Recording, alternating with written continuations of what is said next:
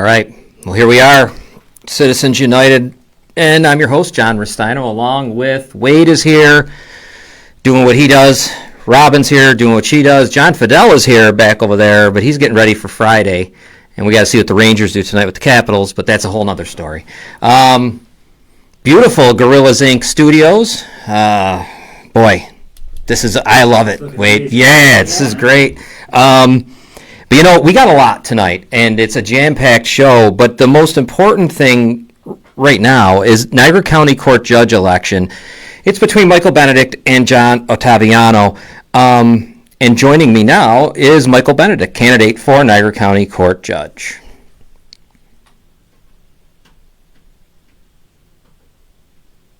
That's all right. We're good.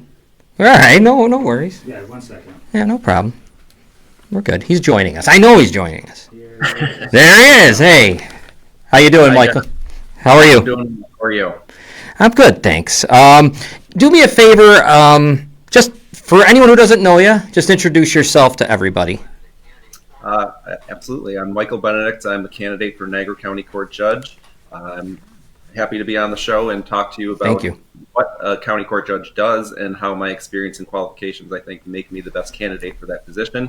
But just so everybody knows, that is my name, Michael Benedict, and I'm running for judge. Yes, thank you. One thing you got to explain to me, and maybe other people know, what's the difference between judicial races and, your normal council or mayor's race?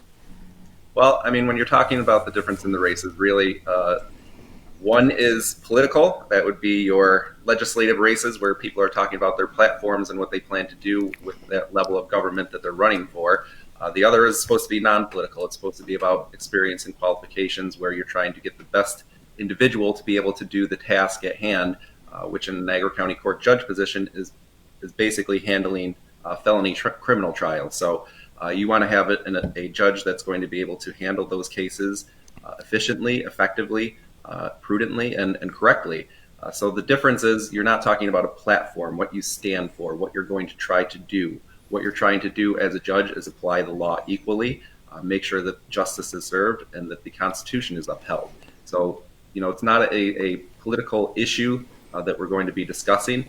Going door to door, people ask me certain things about my stance on different issues. I have to politely decline and say, look, this is not a political race that I'm involved with. It's a judicial race, and really it's about the experiences that you need to understand, and you need to understand what the duties and responsibilities of a Niagara County Court Judge are.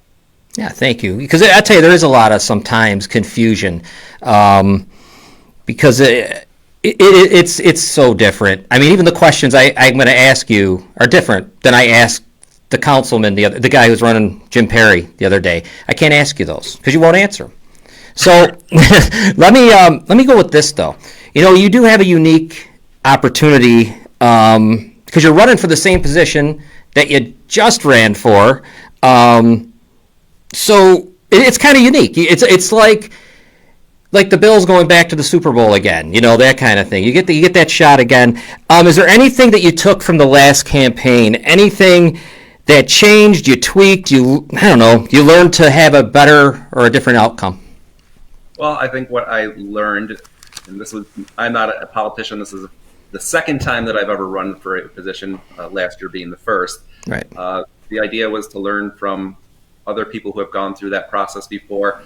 In a county court judge race, you're talking about a position that is a 10-year span. So there's not many people that have gone through that type of race. So they have handled local elections and given me ideas on terms of how to handle things from their point of view. But as we all know, last year was not a typical year. So those plans in March went out the window in terms of what the game plan was going to be in terms of getting out to people, getting out to groups of people, going door to door. That all shut down. And it really had changed your focus on what other mediums you could use to get in contact with people. Because what I found is, again, it's really about an education to the voter of what's going on, what the position is about, and then you get to talk about who you are. And that it shouldn't be a popularity contest because, again, it's about your experience and qualifications to do a job. But from last year to this year, the opportunity to actually go out and talk with individuals at that door-to-door level I guess I didn't get that opportunity last year. I did get to do the petitioning in terms of getting signatures and people to sign for me, but actually knocking on the door and having them talk with me, stepping outside and having a 10, 15-minute conversation about what the job entails, how it's going to impact their lives or how it has impacted their lives in the past, and who I am. So having those conversations with individuals, I think, is really something that I realized this year, the value of doing that. Yeah, no doubt. Like I said, so many people forget, to me, how important it's the most important elections we have is city court, county court judge. They're the biggest. They're the most important in our county and cities. One question I want to ask, I don't know if you can answer this one, so maybe it's going to be one that you can't.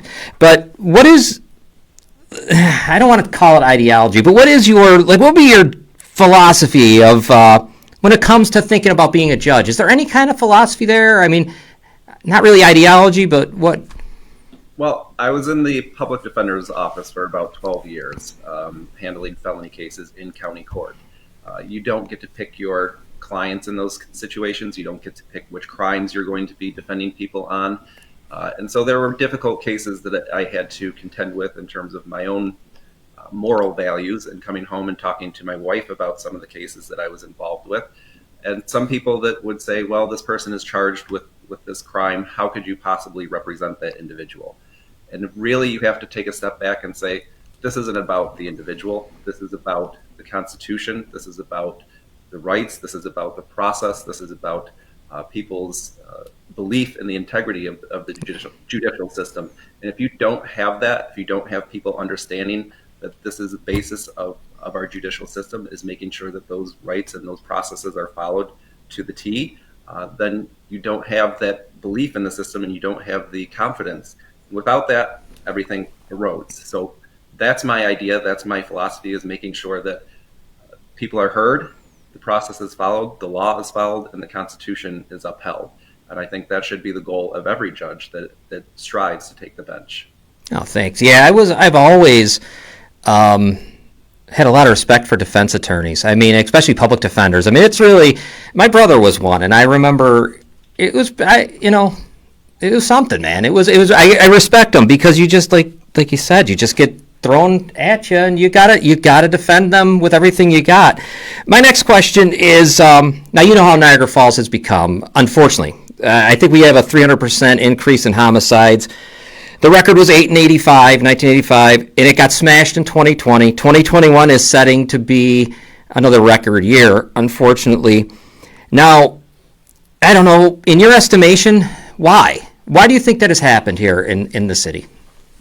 Well, I mean, it would be a guess on my part, but right. I think you have no outlet for people to get together and have discussions. You don't have people that are working full time. You know, the old saying that idle hands are the devil's playground. I don't know that that's true, but I think that there's some reasoning behind that to say people have this time on their hands. They don't have the work that they normally would be doing. What is happening is an opportunity for outlet in other ways, and that may be a negative way. So I think that has had some impact on it. Other than that, it's an issue that is a serious issue that we need to contend with. And I think that the police have their hands full. I think that the communities are looking at this as a problem within themselves, having those discussions and saying, look, we're harming ourselves. We're making it dangerous for our kids. We're making it dangerous for the members of our community going forward. This is only harming us. What do we need to do to stop this? What do we do? What is the problem that is here? So I have been having those conversations, especially in Niagara Falls, of saying what's happening here, what are the issues? Because once you come into county court, you're charged with a very serious crime, and the answers in terms of if you're convicted of how to handle that individual, you have to look back into the community and say what's going on there. What are the opportunities to address what may be systemic issues? What are the opportunities to kind of rebuild some of these individuals in their lives? And so without knowing what's going on in those communities, you don't have those opportunities or those tools that may be out there. Okay, we are with Michael Benedict, who is a candidate for Niagara County Court Judge. We're Robin, you got the message board. Wade, you got a question? Sure, Mr. Benedict, Wade Van Valkenburg here. My question for you is, what is your vision of the future of our judicial system in Niagara County? Now, meaning, what changes would you advocate for and why?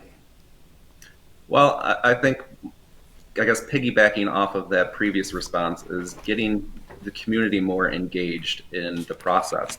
Whether that be, and this is something that I noticed as a defense attorney and also as a law clerk for Judge Sheldon, who was the retired county court judge. I think all the judges have had this discussion of saying, we're having members from Niagara Falls that are predominantly from a black community. They come in and they face a trial and they look out at a jury of their peers and they see one or two members of the black community. That causes concern, and I have had clients turn to me and say, this is not a jury of my peers. We've gone to the judge and said, this is an issue. We have a member of the black community that has one, maybe two members in the jury pool that is representing their community. And so it's a matter of, I think, engaging those members of that community and saying, look, if you get a notice to appear on a summons for jury duty, it's very important as your duty to your country and to your state to come in and do that act. Because it's going to have an impact on the perception of somebody that's going through that, because it's going to be skewing things in terms of a visual that's out there. And also, I mean, we have biases. I think we all have them. Some people recognize them, some people don't, but I think, the way that you were brought up, where you were brought up, are all going to have an impact on the way that you view things. And I think that the wider net that we cast on terms of individuals that are coming in to listen to these cases and make very serious decisions is best for the judicial system. So speaking with the commissioner of jurors and making sure that that net is cast wide and bringing those individuals in is important. I think another issue is, going back to Niagara Falls, I don't want to harp on Niagara Falls, but the transportation between Lockport, which is where county court is held, and Niagara Falls is not great, to say the least. There have been times where I've had clients say I have to get up at 5 o'clock in the morning because I have to transfer in Buffalo to get to Lockport. I'm there at 9 o'clock and I'm not going to get home until 5 o'clock in the evening because I have to do the same thing on the reverse side. And so it discourages people from being able to be at their court appearances. It's a problem in terms of childcare. It's a problem in terms of taking time off from work. We have facilities in Niagara Falls that we do surrogates court, which is another function of county court, that we do terms in Niagara Falls.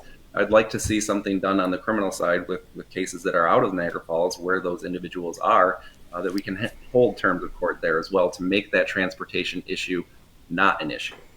Once again, we're with Michael Benedict. He is running to be Niagara County court judge. Robin, you are checking Facebook, right, for us? I am. Okay, so if you have any questions, go to the message board. Robin will ask the questions for us. All right, here's a question I have.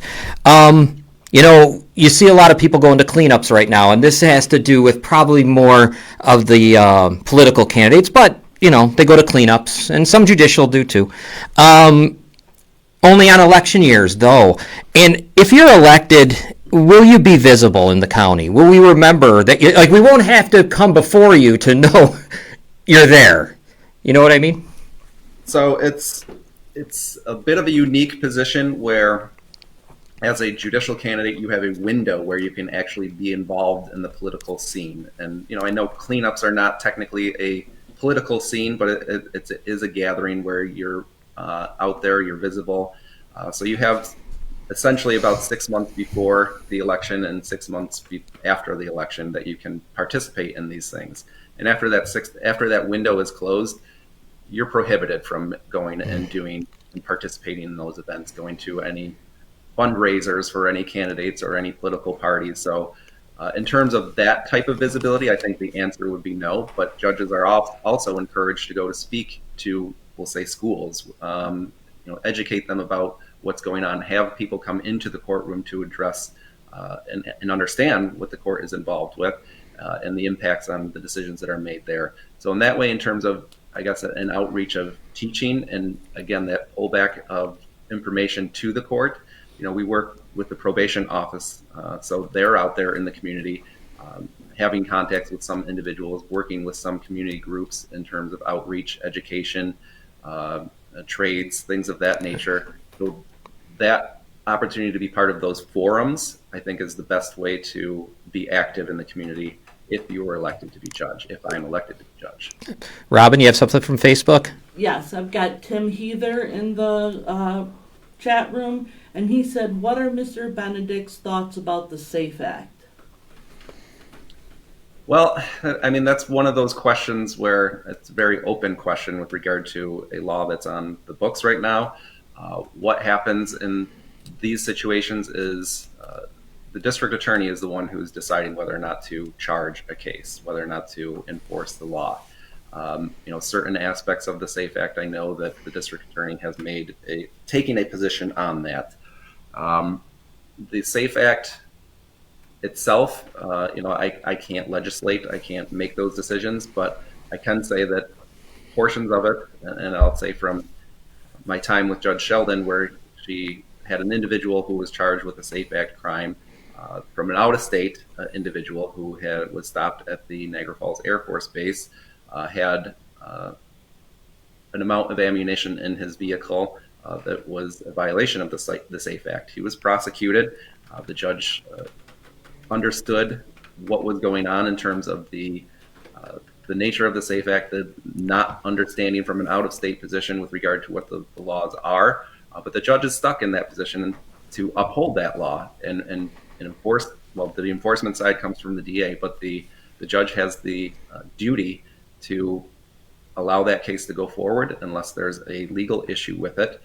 But if that person is found guilty, then there are other options that can alleviate some of the impact that law would have on an individual, whether that be like a conditional discharge or an unconditional discharge in some cases, to say, look, their law was broken, your weapon is going to be taken away or the ammunition is taken away, and you're going to be asked to return to your state, stay out of trouble. If you don't stay out of trouble, then this could come back to bite you again. But at that point, like I said, it's not the judge that's going to be doing the enforcement on it. That's when it comes into our court that we have to uphold the laws as our constitutional duty. Wade Van Valkenburg, Yeah, you got another something? question. Okay. Do you believe that there is underrepresentation of people of color in the court system? If you do, how would you correct the problem? And if you don't, tell us why you don't. Well, I think that's kind of a twofold question. I think the underrepresentation of individuals in certain economic classes, for sure, or just in individually. So, being in the public defender's office, you saw the numbers of cases that were eligible to have a public defender assigned to them, and that's a financial threshold that had to be met. Unfortunately, the majority of those cases did involve members of the minority classes, or black classes of citizens. So it is an issue that's there. Unfortunately, I think it's more pronounced in this area. I think underrepresentation is pronounced all through, or prevalent throughout the country. But in this area, as I said before, the members of the black community, especially in Niagara Falls, are going to have been historically in our court, in our county court and city courts more frequently.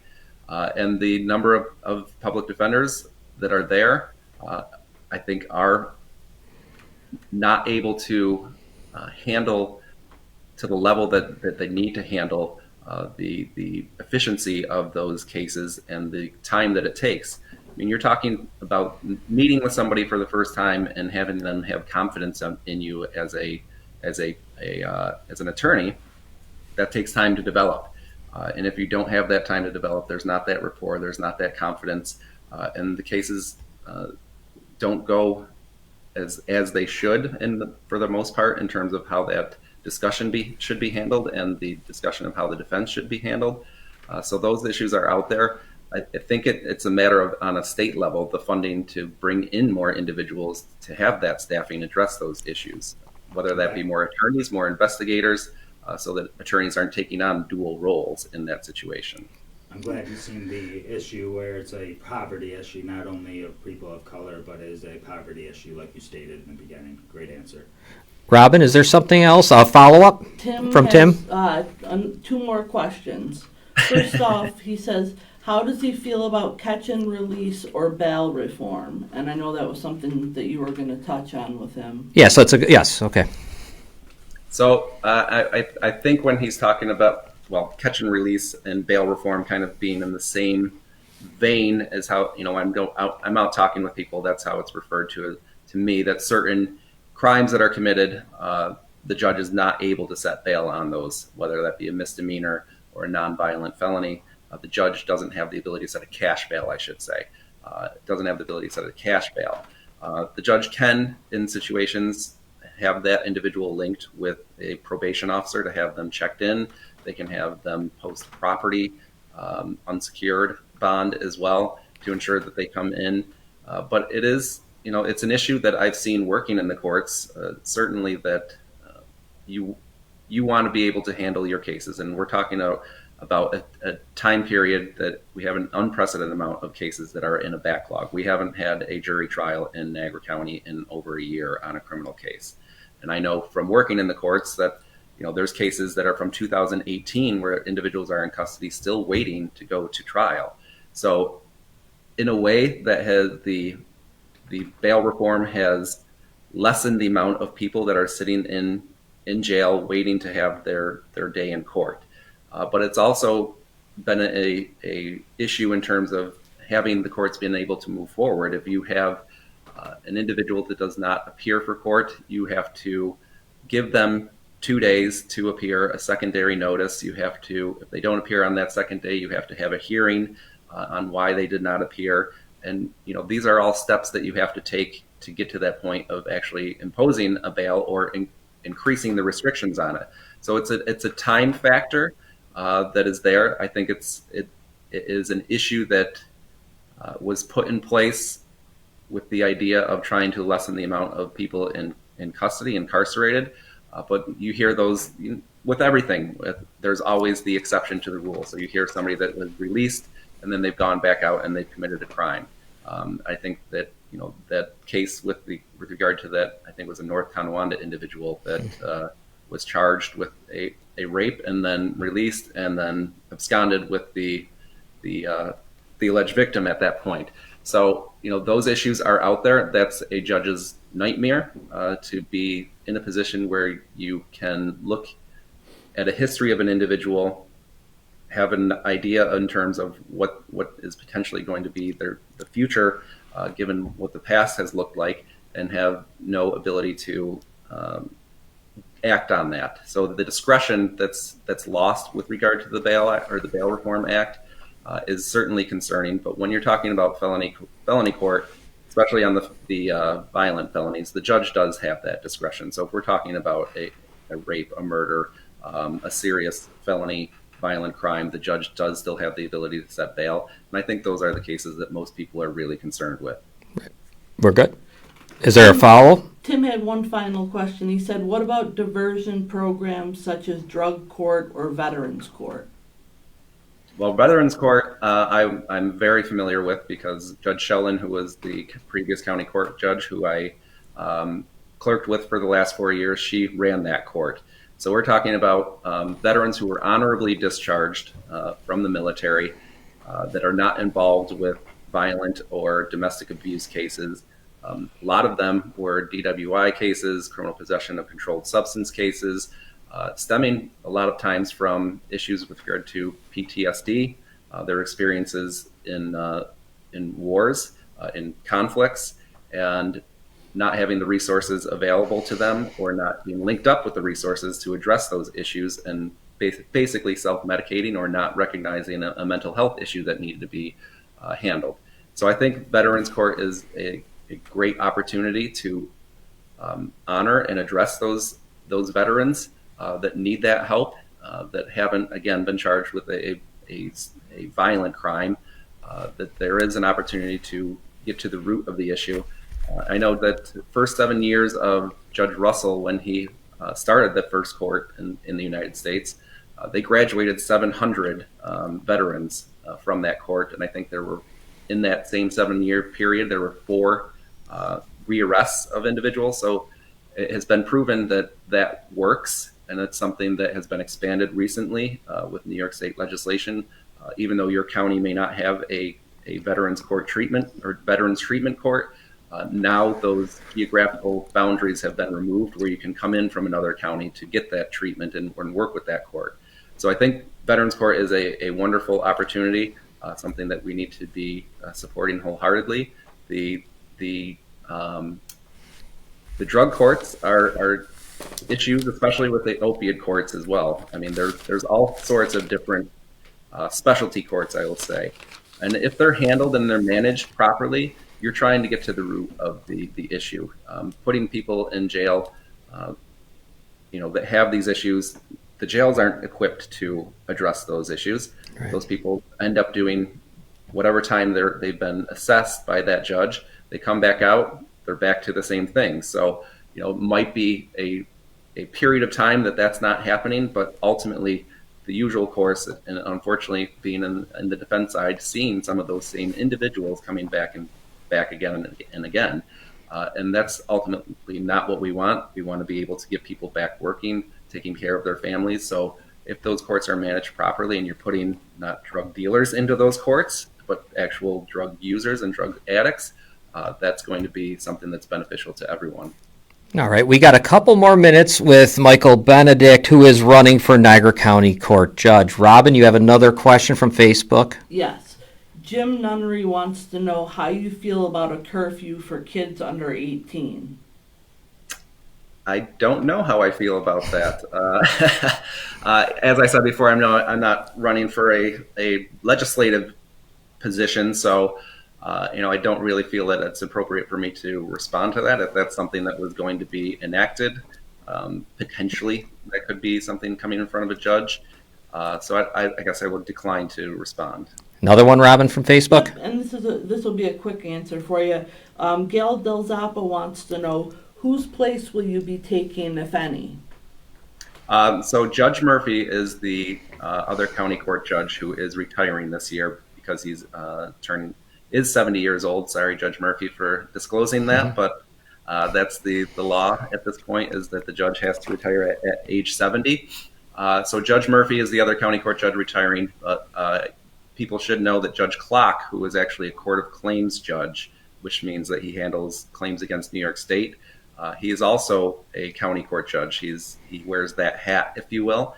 He handles the DWIs. He handles about, I'd say, 15 to 20% of the criminal cases in Niagara County. He is going to be retiring as well. So we have Judge Murphy that's going to retire at the end of the year, Judge Clock, who's retiring at the end of the year, Judge Sheldon, who just retired in September. So in the next 15 months or so, you're having about 50 years of judicial experience being removed from the bench. So that's why it's very important for people to understand what we're losing and why we need to have somebody coming in to this position that is able to take on the duties and responsibilities on day one and handle it very serious backlog of crimes and charges and very serious felonies. So we need to have somebody that has the experience in that courtroom to be able to handle those trials on day one. Because if you don't, and you're not making the right decisions, you have guilty people that are potentially going free. You have innocent people that are going to prison. And that's not justice. That's not what anybody wants. If you don't have the experience and the knowledge to do the job, that is the potential pitfall. All right, I'm going to ask you this one last question, and I appreciate you staying longer than we had anticipated. Thank you very much. And what makes you the best choice in this election? I think, as I just said, my 17 years of practicing, whether it be in the criminal courtroom, doing those trials, running those hearings, or the last 4 years of going on to the judicial side of things and making the hard decisions. And I want people to understand that they are hard decisions that have to be made. You're making decisions that are going to have an impact on the way a trial is handled. Potentially, if a case is thrown out and somebody is allowed to go free because of a technicality, these are things that I know in talking with Judge Sheldon that they keep you up at night. Even seasoned attorneys that have been doing criminal law, there's tough calls that have to be made, and you have to be able to make them, I guess, in real time. Especially when you're running a jury trial, you're trying to make all of these decisions with regard to legal decisions before the case goes to a jury. But once a jury's there, the case must go forward. You have to make those decisions. You have to have the background to be able to make those decisions. So having that background in criminal law, having the background with regard to the judicial experience is the only way to get to that point where I believe that I have the experience necessary to take on that position. It's not like any attorney can go in and take on that job, in my opinion. It's the same thing as if you were having heart surgery and a knee doctor came in to do your heart surgery. You would not have that happen. You don't have a real estate attorney coming in and practicing criminal law. That's not something that is within their purview, and it's not something that works, and it's a recipe for disaster. Well, you know what? Let's leave it right there.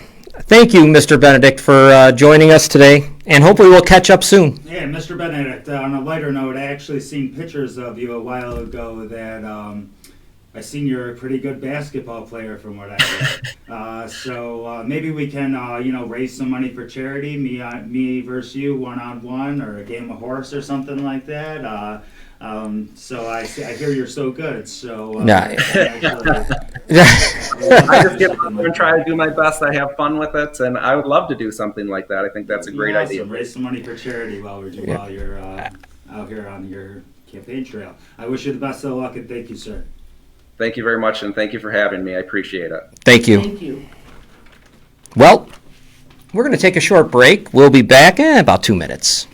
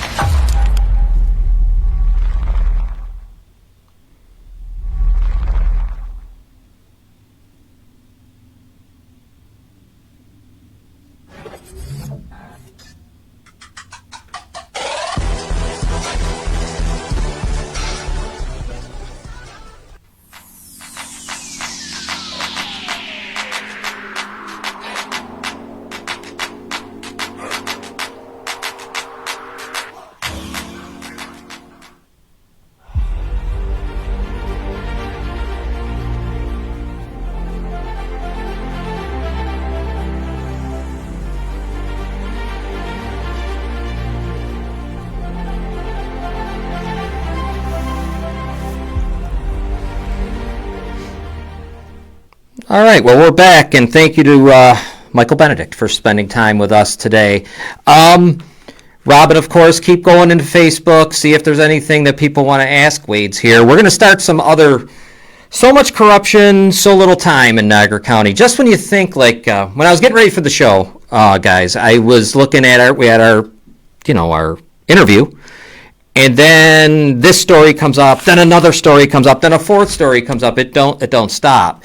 So let's get into Niagara County Board of Elections. Every time the word board is used, there's a lot of issues. Mm-hmm. Think about boards: water board, school board, and especially a board where people get appointed.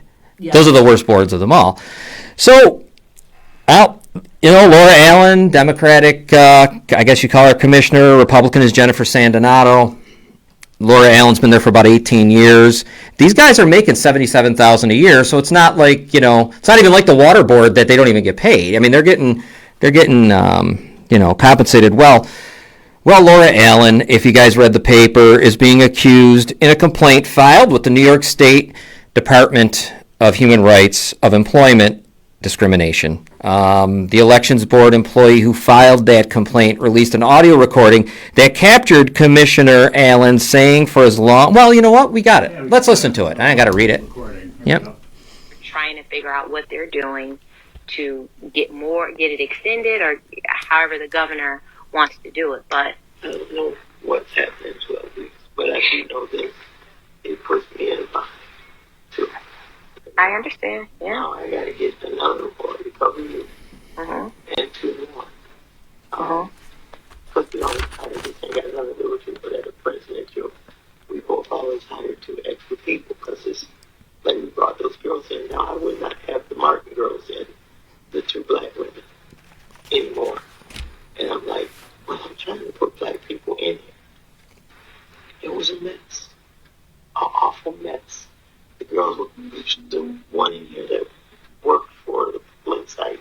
She called me on the phone after work. You just don't know what they're doing when you're gone.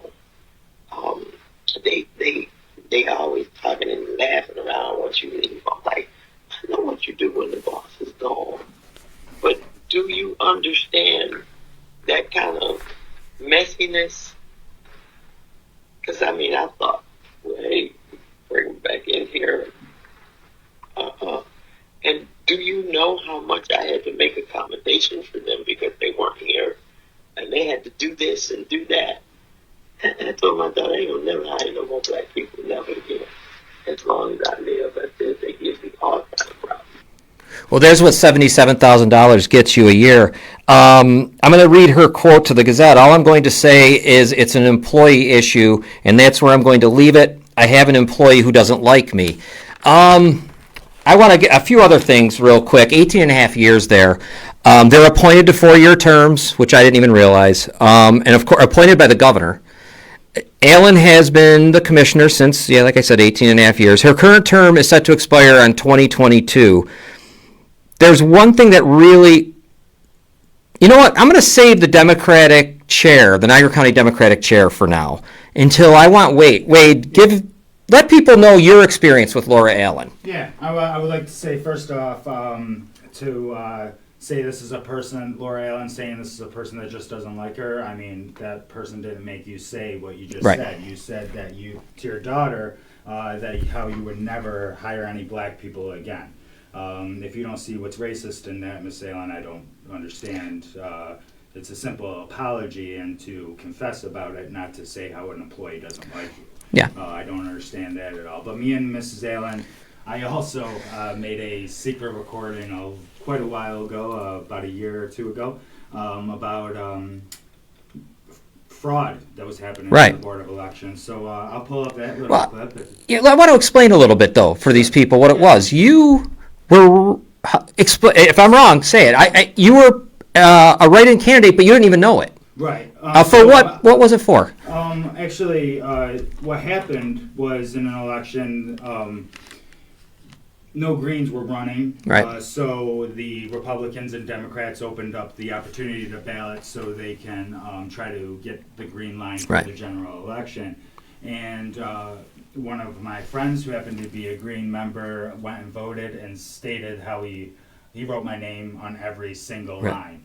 And, I was like, well, yeah, they didn't reach out to the Green Party. I'll actually go do the same, tell a couple people to do the same as well. Let's try to not have them get that Green Party line for the general election. I don't believe in cross-endorsing anyway. Right. So, yeah, that's definitely what we tried to do. And we were successful at it. But the thing is none of my votes were even counted. I actually had to physically go to the Board of Elections in Niagara County, yeah, you'll hear from the clip. Okay. What happened between me and Miss Allen, and you'll hear what happened before that as well. So yeah, I'll throw that up right now. All right, great. I got it. Trust me. I got it. Okay, so should I?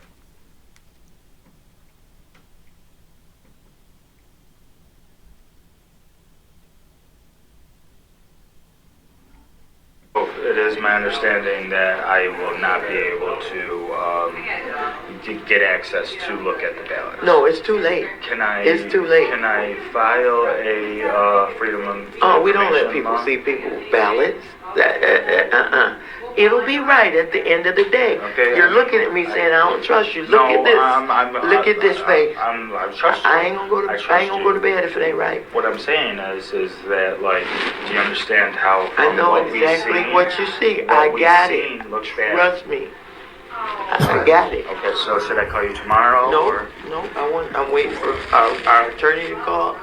Jen and I are going through each sheet of write-ins. See, write-ins are different. We're Right. going through all of it. Okay. So I can't give you an answer right now. Okay. It looks good, but I'm not sure how it works. Okay. So give me time. Some time. Do you want me to call you tomorrow, next No, day? I want you to call me at 2 o'clock. All right. So can you give me a number? I can call you. Yeah. As soon as I can give a piece of pen, a piece of paper. Yeah. And then I'll give you a call. Okay. And here is something else I want you to keep in mind. Mm-hmm. You said, well, I didn't know about any of this. Well, we didn't know you were running. Neither did I. It knew I had write-ins, obviously. And what I was told is by the gentleman who I don't think likes me too much, yes, that there's nothing to show. Results don't come out for 2 weeks. So then I came back the 9th of the day of the 2 weeks. You know when I saw you? Yesterday? I know. That's the first time I saw you. I know, because every time I came in, I got told And the you results kept are not ready. You kept me up to 2 o'clock this morning. I'm thinking, I don't care. I'm going to go back for them all. I'm going to make sure that young man get the right thing. And you know, like after coming here and saying what I was stating, like, well, them are unofficial results. Okay, They still are, because they screwed up on the website. But every time I talked to that gentleman, it was like I was almost getting pushed out. You probably will. And you know, I'm glad that you seen what I. Yeah, I'm glad that you seen what I presented. I did. And I look forward to hopefully something good coming out of this. Yeah. What's really bad is that there was only a total of 25 different votes Right. in that primary election. You could literally set them up on all them ballots on your dining room table. They're not in stacks. You can see Right. all of them. How is it possible that you cannot count 25 votes correctly and see that I won 2 elections? I had to prove, going in there repeatedly, Right. that I won these primary elections. It's very... It's really ridiculous when you think about it, and Mrs. Allen got very upset with me Right. the night of because she heard what I started to say to papers, and I asked, it's a simple question. Now, a third-party candidate who isn't, he won these victories, he won these primary, on the primary ballots.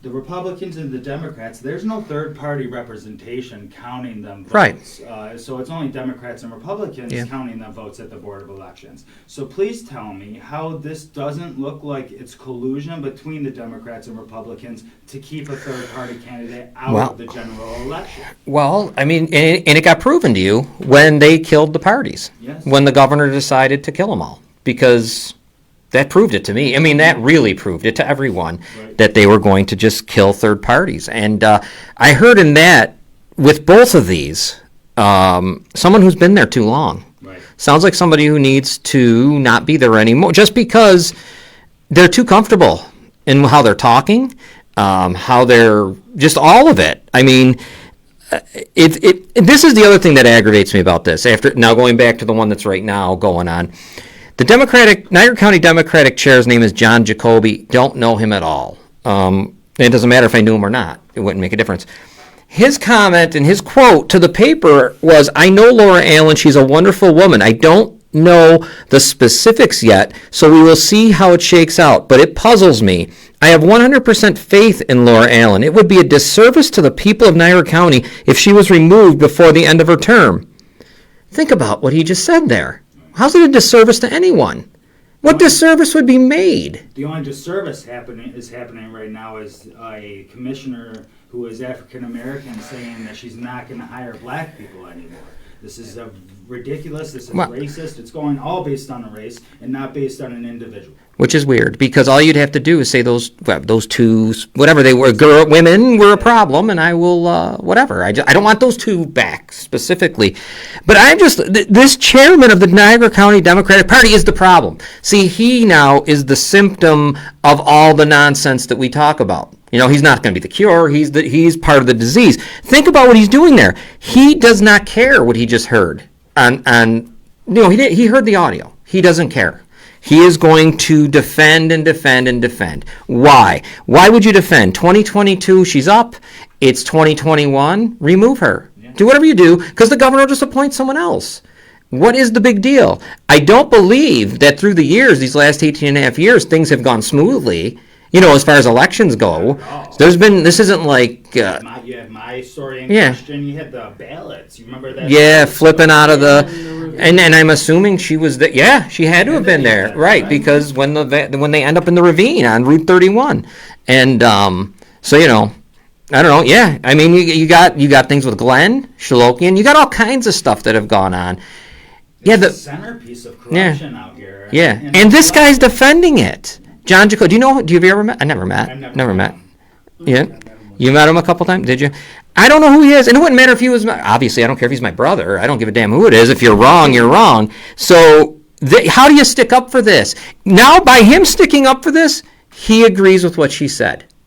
Right on the tape. Yes. That minute and 33 seconds, that means yes, I believe that a person who's going to speak like that, or who's going to believe like that, not speak, whatever, believes it, gonna do that, would be a disservice to make her to remove. It's $77,000 a year too, by the way. This isn't like done out of just out of the kindness of the heart. Yeah. So it's one of those stories that make us all sick, should make us all sick, and it's part of the problem.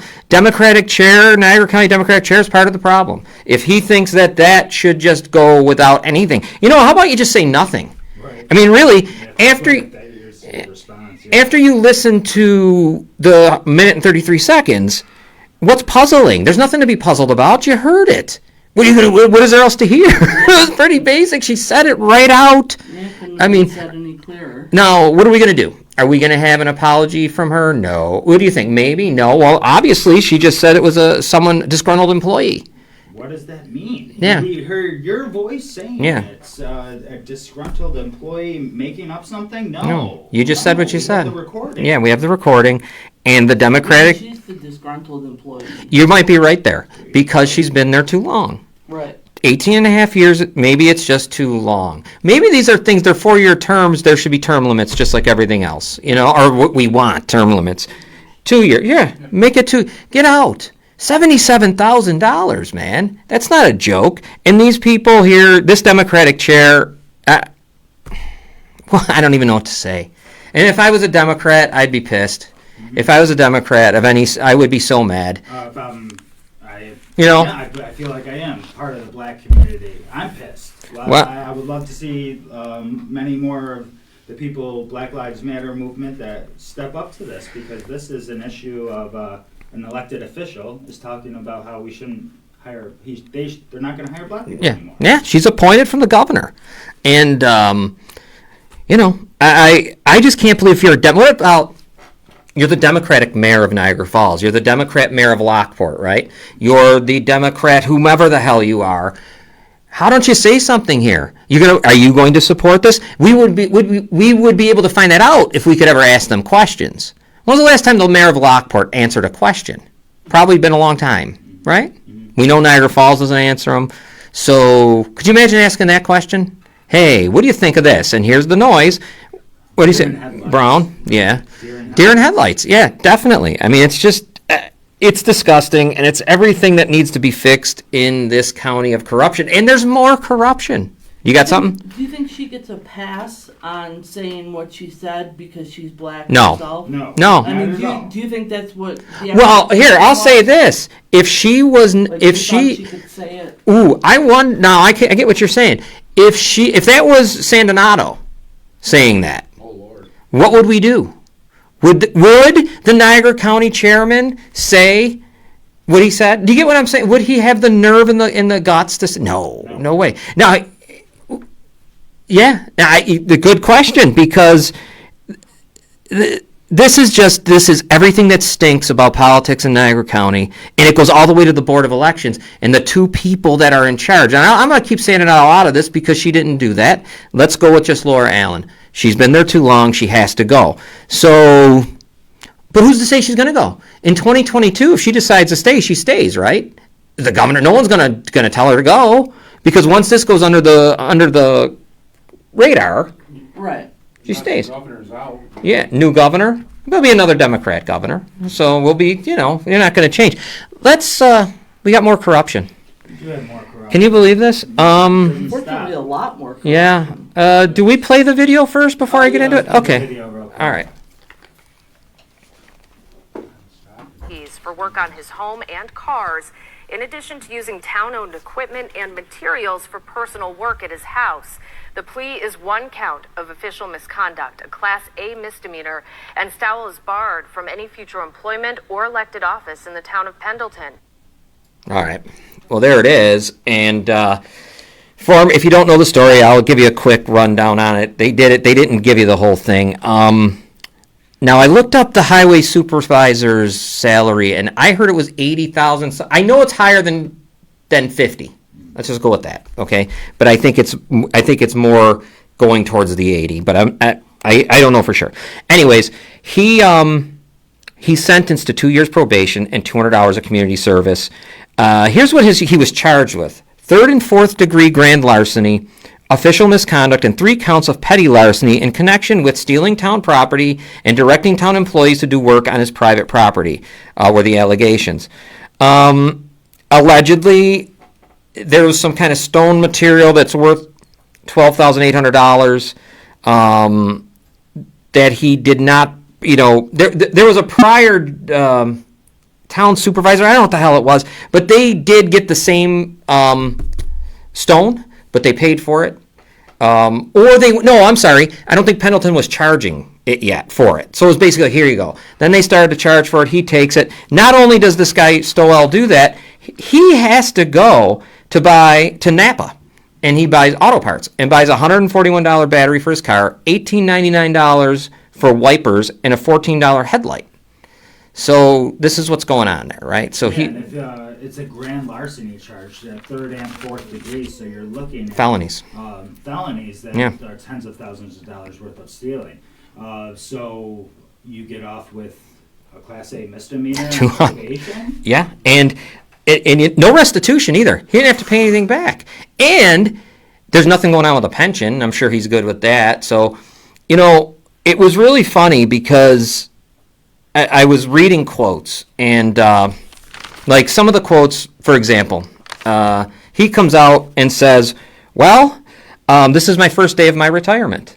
Wow. So he's got that to say. This one, it kills me, from Matt Murphy, the judge. Stowell lived a largely blameless life until making this mistake.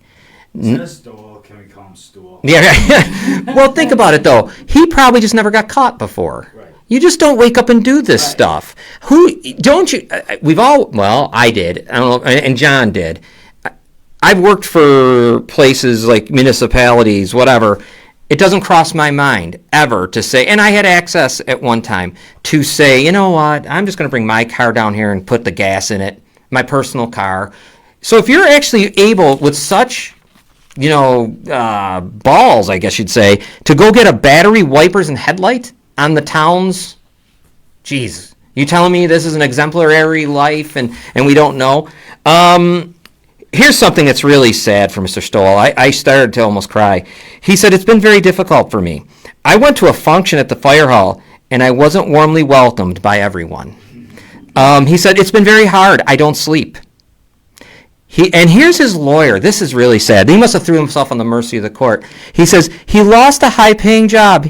He is persona non grata in a lot of circles in the community. Yeah. Well, of course, they should probably want to fight him because he spent their money. He spent their money. You're going to be persona non grata. You're going to be all of that. You should be moving out of town. Wasn't there a Niagara Falls past mayor who was he stealing Oh yeah. He's got a show now somewhere. show Yeah, now. he teaches us all about good government Yeah. and what we How should to do. slurp coffee. And the candidates are begging to go. Oh, on they the love show. going. Yeah, but they've gone on it's 4 or all- 5 times. Some of them, they're repeat offenders. They go in there, and yeah. He's an expert now. Yeah, and you know what else? You know what else though? One thing about him, real quick, and this is a good history, I think, for some that forget. He does get in trouble for what he did with the pension fund, with his union. What he got out of was the $120,000 payments he received from Joe Anderson for spots in the Fall Street Fair, for all kinds of things, and bids and everything else. So we forget all about that because he wasn't convicted of that because he pled. So there you go. Here I at mean, Citizens United, we don't forget about it. We're going to tell you his name's Zanello. So yeah, it's Vincenello. Yeah. Oh yeah, Mayor Vincenello. It doesn't matter that he has a show. So it's actually kind of, it makes me kind of a little bit sick that people would want to listen to that. And the candidates more. People are going to listen. Whatever. I don't even, not talking about the listeners.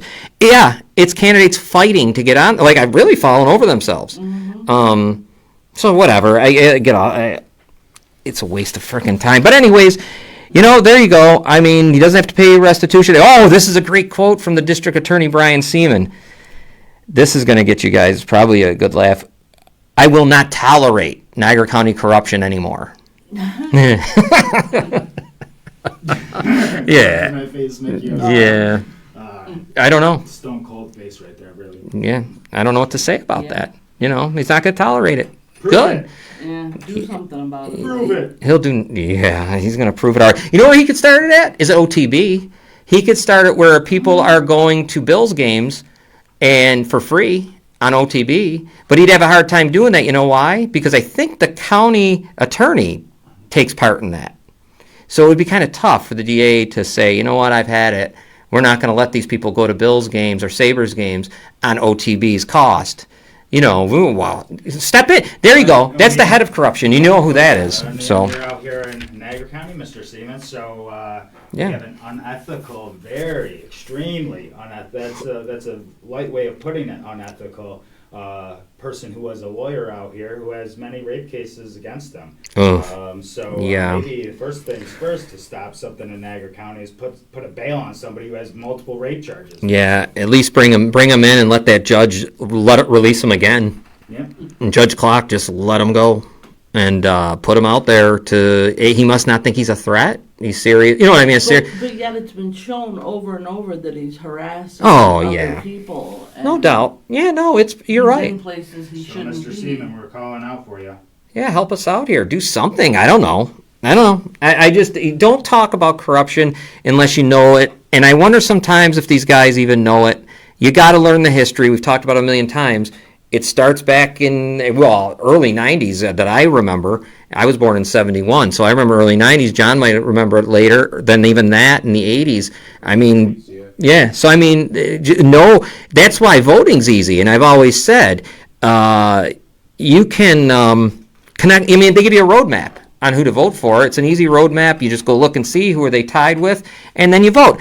And don't be afraid not to vote sometimes. I know that's because I wouldn't waste it. Write your own name in there. Write your own name in.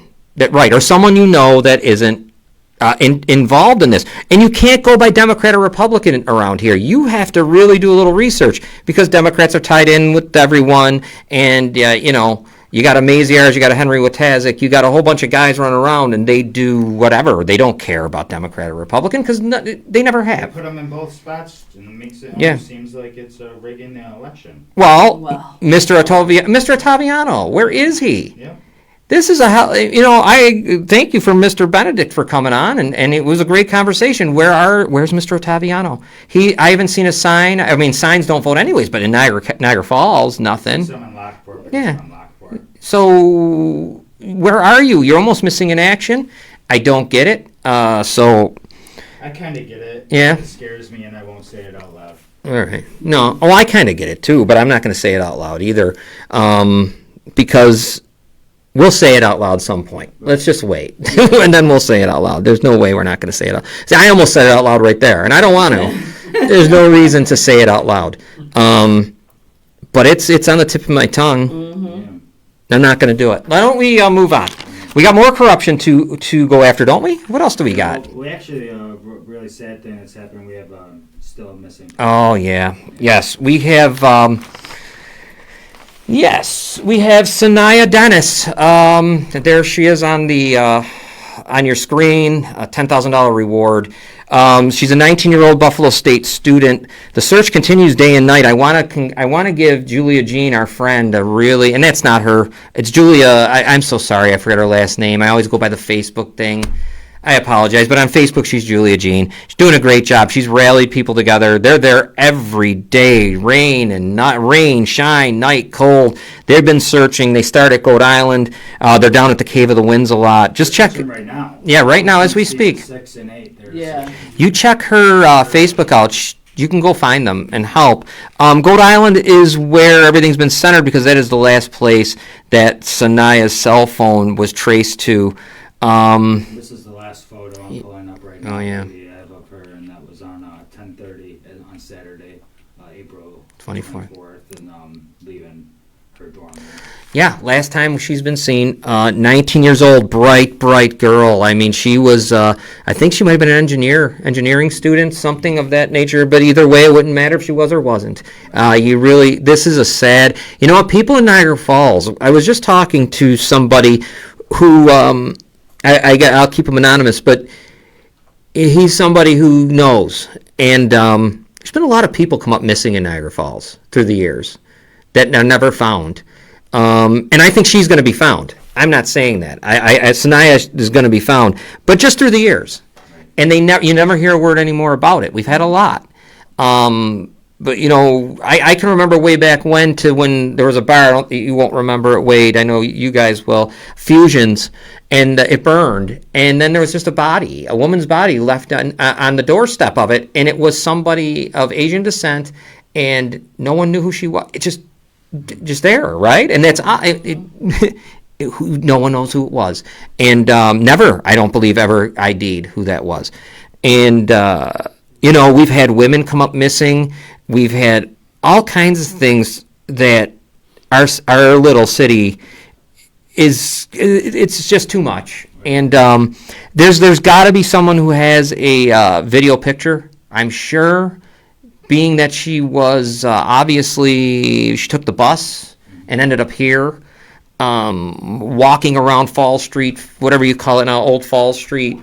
Yeah, and you know, someone's got to have a video. There's cameras everywhere, right? There's cameras. Usually they got them on. I know they keep them. The police have them up. So yeah, keep your thoughts out for Sanaya. Your eyes open. If you want to help with the search for Sanaya, reach out to us. We can guide you to the right people that are organizing to definitely look for Sanaya Dennis. So definitely reach out to us if you want to help with the search party. Yes, Sanaya Dennis. Don't forget. Keep an eye out, and if you see something, please call those numbers you saw. And the parents and everybody are. You know what is good, and I give Julia a lot of credit for this. I notice it's getting national attention. Mm-hmm. I saw it on CBS News. Yes, and I've seen her father speaking. Yeah, as well. And that's Julia. You know what? I give Julia a lot of credit because if it wasn't for she took this and ran with it because she knew if she didn't, you know, she got her organization involved. Yeah, Julia can do amazing things. And she's got a good organization behind her. And there's 3 right now in Western New York that are missing. One just got found, a 14-year-old, yesterday. But there was 3 altogether with Sanaya, same day, 4/24. The 14-year-old was found, and he's okay. There's another man, like 19 years old. He's missing since 4/20. An autistic man missing down in the southern tier. Is this the one we're talking about, I think, together? It might be. So think about that. I mean, we got missing people all over the place, and you know, keep your eyes open. Please, Sanaya Dennis, don't forget. Keep an eye out for her. What do you got, Robin? I got a comment from William Nye. Okay, great. He said, please, I know the whole story was Stowell, all political. I need to sit down with you guys. Yes, he did wrong. A lot more to it. He is the Republican machine at work. I know a lot behind it. I realize that. I realize about the amount of money that stone might be worth. I'm not, you know, they put it $12,000, but you know. Either way, I mean, he's guilty of something. I mean, obviously. I mean, do we look away? I mean, I don't know. I mean, what am I supposed to do with him? We start, maybe Mr. Nye can tell us about his Republican friends and maybe why he got such a good deal instead of going to jail. Right, now this guy was, I don't even know, he's a conservative, he's a Republican, Sowell. Sure. Yeah, he was a conservative. I'm pretty sure that's what said in one of the newspaper articles, he was a conservative. Yeah, don't get me wrong. I just said, why don't you, instead of, guys like Sowell, fine. Sowell, why don't, like I said, go to the head of the place and go get the people at OTB that are using that like a, using it like New York State uses Niagara Falls, New York, just as a piggy bank, a rainy day situation. So, no, I'd love to talk to it. We got to get Mr. Nye to come on. Yeah. I'd love to interview Mr. Nye. We could talk, or not interview, just show up. We could all talk, Sure. about all this stuff. Definitely. Right? Yeah. He's joined us on a few different things before. Definitely. Yeah, he's a friend. And Bill Nye, the science guy. Yeah, I appreciate that he reaches out to us. We'll talk. We'll definitely talk. Well, guys, corruption has overtaken this show, and we are past our hour. So why don't we? That went quick. Yeah. Well. So much corruption. So little time. So let's do what we always do. We'll bring up our numbers. Here we go. And I will tell you, they're on the screen. The YWCA, an incredible organization. Let me put it this way: if you're currently being sexually abused, if you were sexually abused, you were assaulted, please give them a call, 433-6714. They're there 24 hours a day, 7 days a week. They have advocates that will bring you to the hospital, go to court with you, go to the police station. They have counselors that will talk to you, will counsel you from your own couch. It's all free. They have different kinds of Zoom meetings they're doing, all kinds of things to help survivors of sexual assault become the warriors that we want them to become. So please, that's the YWCA. Also, let's not forget mental health on its own. We've all felt depressed. We've all felt overwhelmed. We've all had all that. Anxieties, everything you can think of that is involved with mental health. Please call 1-800-662-4357. 1-800-662-4357. If you don't have anyone to reach out to them, because they're there 24/7 and they're there to talk to you and help you, and you're not alone. And those numbers are outstanding. Don't forget Sanaya Dennis. I'm going to say it again. What else? Around the room? Yes. Why am I forgetting that today? You did. It's 2 weeks in a row I've forgotten it. Yeah, we're gonna have to switch the seats. All right. Oh, Wade, go ahead. Great show, guys. Thank you for all the hard work you do, John. All the hard work you do, Robin. Awesome seeing you in here, John. Can't wait for Friday for Goal Getters. Thank you for Mr. Benedict for coming on the show. Asking some somewhat difficult questions. I look forward to beating them in a charity basketball game. Yes. Soon. I will be the referee. And I'm going to talk a lot of smack while I do it. I'll be I'm going to be calling me the bus driver. Great show, guys, and look forward to next week. Robin. Yeah, I agree. Great show. We appreciate Mr. Benedict being here and clearing up his viewpoints for us as well as he could. I gotta reiterate, Julia Jean is just doing an amazing job in trying to help the community in so many ways, but specifically in trying to help find this girl who has been missing. So please, if you want to participate, if you know anything, if you think you know someone that knows something, get in contact with us if you don't have Julia's contact information, and we'll pass it along. And finally, for me, don't forget Friday night is Goal Getters with me and Mr. Fidel. It's going to be good. We'll have, I thank everyone for watching our 4.5-hour marathon draft show, which got almost 2,000 views. And thank you. That's outstanding. And that's because John Fidel's the guy. It's his show. I'm just there hanging around. And but no, I'm serious. Don't forget that right here, Gorillas Inc. now if you want to come in, come in. Send a message to Wade, me, anybody. You want to come see what it looks like in here? Call, Yeah. 716-525-1277. Once again, 716-525-1277. You can find us on GorillaZinc.com. You can find us at our new location at 3900 Niagara Falls Boulevard, and that's Wheatfield, North Tonawanda, whatever you want to call it.